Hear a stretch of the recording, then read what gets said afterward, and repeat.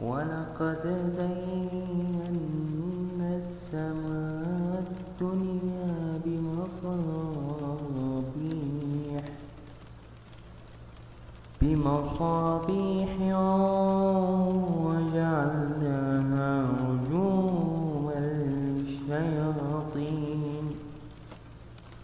وجعلناها رجوما للشياطين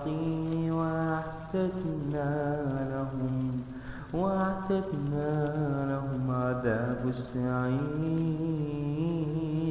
وللذين كفروا بربهم عذاب جهنم وبئس المصير.